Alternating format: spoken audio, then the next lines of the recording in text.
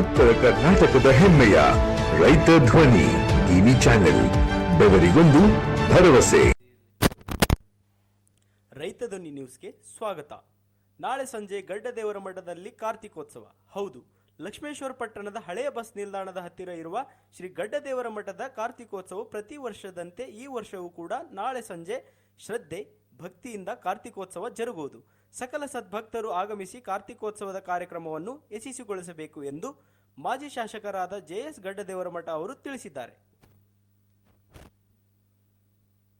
ಸಮಸ್ತ ಗುರು ಹಿರಿಯರಿಗೆ, ತಾಯಂದಿರಿಗೆ ಹಾಗೂ ಯುವಕ ಮಿತ್ರರಿಗೆ ಕೈ ಮುಗಿದು ಕೇಳಿಕೊಳ್ಳುವುದಿಷ್ಟೇ.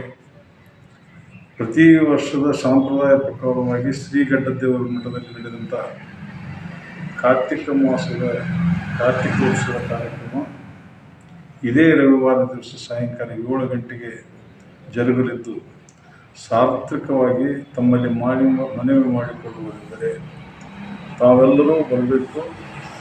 ಈ ಕಾರ್ಯಕ್ರಮವನ್ನು ತಾವು ದೀಪ ಹಚ್ಚುವುದರ ಮೂಲಕ ಪ್ರಸಾದ ಸೇವನೆಯೊಂದಿಗೆ ಯಶಸ್ವಿ ಮಾಡಿಕೊಡಬೇಕು ಅಂತೇಳಿ ತಮ್ಮಲ್ಲಿ ಕೇಳಿಕೊಳ್ಳುತ್ತೇವೆ.